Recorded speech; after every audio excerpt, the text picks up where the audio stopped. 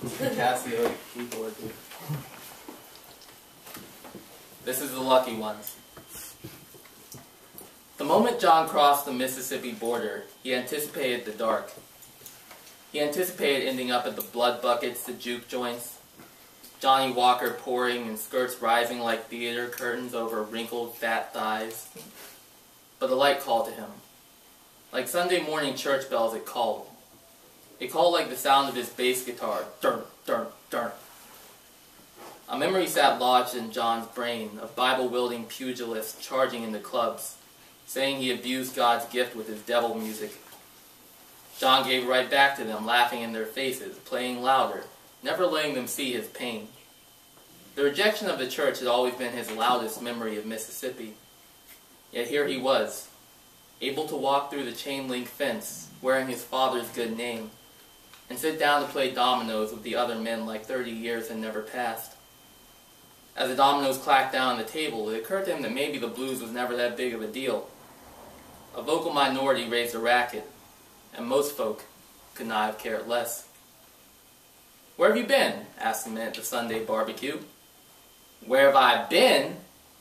After the sad songs, after the upright bass and the 6 sides his band recorded for ARC, he told these men equally as old as him, "I played bass for Chuck Berry."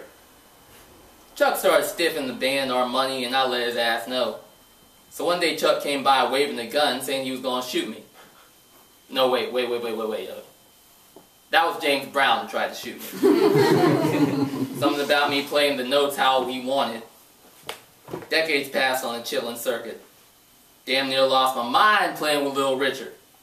Being around a homosexual day in and out had to be the reason I sought so much pussy. What else? I got into the boogie woogie, did a jazz band on the Playboy show.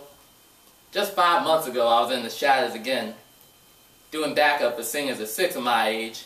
A bunch of pretty boys fake playing their instruments. It was so bad I wondered if they fooled anyone. Had to admit, Little Michael is the hardest working, most gifted performer I ever met. When the lights went on and the entourage swept in, that brilliant child got a look on his face of sadness and terror. I felt pity for him, then joy that I could pity someone. The men accepted John as their own. Too quickly. He started walking again. The house of Mayor Agnes rose from behind the pines to meet his restless feet. People called her Mayor because there was no female word to describe what she did. Every day was a Saturday at her house. The little bundle of woman moved from the rocking chair to the stoop. God damn! Her hair was still black! Black, with strands on top like a dusting of snow. She welcomed him with smiling eyes. She welcomed him with hot coffee. Under the crabapple trees, a boy in overalls cried that the wheel had broken on his radio flyer. Little George, who John remembered so well. Picking up a screwdriver, John set to fixing the wheel. Screwing had a rhythm like percussion. Music played in his mind. Mississippi music. Bessie Smith, Son House. A good guy, no matter what they said about him. He played with a man in New Orleans, and son could still make the guitar sing like nobody else. Music stayed with John always. Music was in his dreams. Music is always young. "Here you go, George," he said, shaking the wagon to show the wheel was secure. "My name Willie," said the boy. A moment passed while John tried to make sense of that comment. Oh yeah, little George will be about 40 years old by now. "George is dead," Mayor Agnes told him. "Fell in with those voting rights folks a few years back. We found him floating without a face in the river. A young man with kids. Dead. Some things would never change. Mississippi would never be right." Mayor Agnes watched him without expression. She looked like a strong wind could blow her apart, but at least she still had her mind. The memory lapses were what shamed John the most. Sometimes, the condescension of folks was enough to make him want to kill. "Oh, you do look so good for your age." If the fact that he wasn't a withered, sickly wreck made him any younger. He was an old man. Fat-bellied, flesh like a skinned orange peel, saggy tits where his chest used to be. It didn't bother him. As a boy, he'd seen the lynching victims swing from trees. As a young man, he pushed a stiffened promoter's face into a stove flame. He'd seen everything there was to see, and age still snuck up on him like a coward to rob him of his wits, and that scared him. Worst of all is that he could see everything in his face now. Around the corner of his mouth, the man he stabbed and left for dead in Baton Rouge. Along his cheek, that dope he used to shoot in the Greyhound stations. And though he tried to kill the memory, the daughter he had somewhere in North Carolina had appeared just recently. Right here, under his eye. Growing old was the world taking its revenge on him. All that was in the past now, though it wasn't. A big-time British rock band had chosen him to be their opener. Him! A burnt-out never was, who they'd prop up on stage in front of their white audience because they liked the band he was in 40 years ago. He could have been any old black musician to them. Led Zeppelin. L-E-D. These crackers couldn't even spell. He didn't expect fame, not anymore. But he would savor the taste. The thought stayed with him like a good meal, and Mayor Agnes, sitting on her porch, could tell the whole story from the strut in his step. It made her happy. From the light to the dark. The juke joint was a little ways back from the main road. "That's where you'll find Robert Ruskin on a Saturday night," Mayor Agnes told him, muttering her disapproval. The blood buckets never changed, and it really was a shame how in quick order he lit a cigarette, ordered a scotch, took a spot in the back to watch Ruskin play through a fog of smoke. Hit that reefer? Don't mind if I do. As a young man, Ruskin wasn't bad looking, but in the ensuing years all his wickedness had bubbled to the surface. He was a skeleton covered in warts. Bumps all along his sunken hands, his neck. His face was warts, growing on top of warts. Ooh.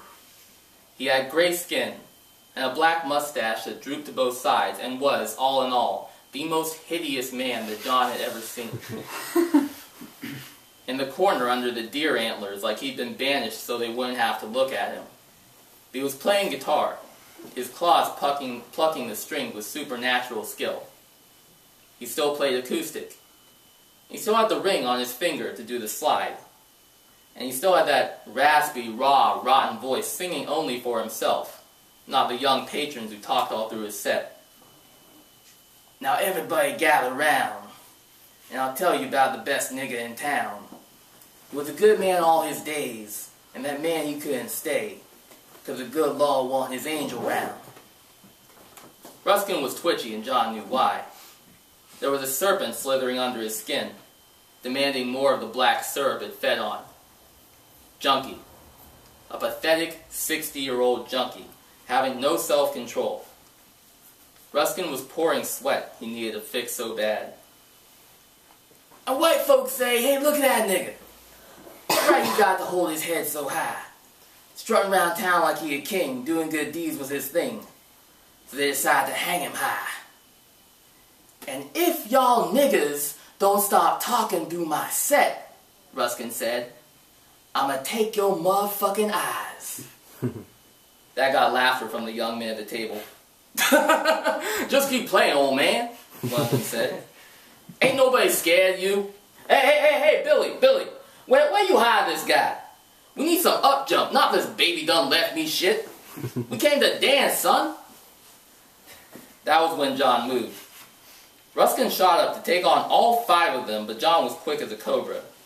Got a vice grip on his warty wrist and took him outside. Even in the still, there is music. There are crickets singing in their own language, and there are bullfrogs. And there was the murmur of a secret stream in the dark. There was a dog barking behind a ramshackle fence. Ruskin looked ready for the grave, sweaty and shaking like he was one cough away from a heart attack. "Away from me, devil!"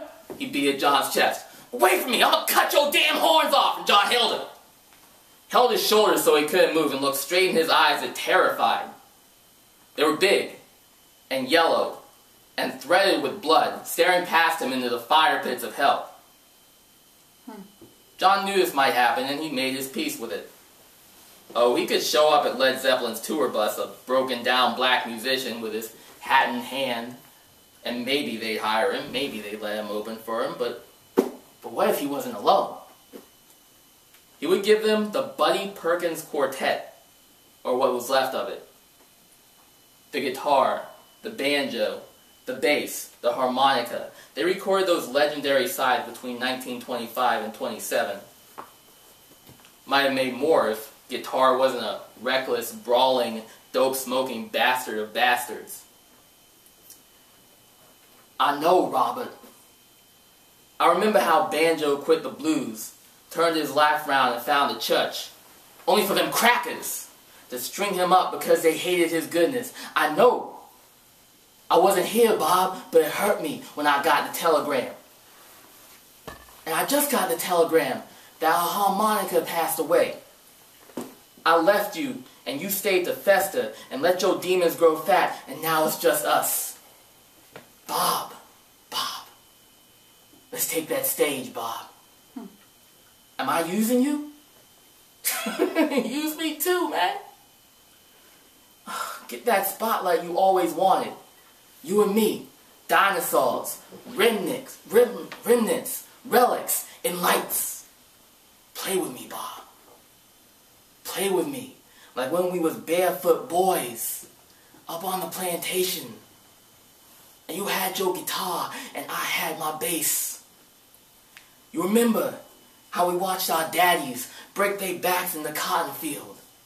What did we say, Bob? We said, fuck it. That's what we said. We took the drugs and the women and the whiskey and the shame, and it was our water, it was our soil, because we would not be one of them. We'd be us, we'd be something new. They cast us out, the church. We couldn't go to the revival. They called us devils, Bob. You know what? It's our day now. It took us a long time. It was long even then, but it's our day now. Who would have thought, Bob, that give us a long enough timeline, we will be the lucky ones. Let's get you inside before you catch cold. Thank you. Yeah.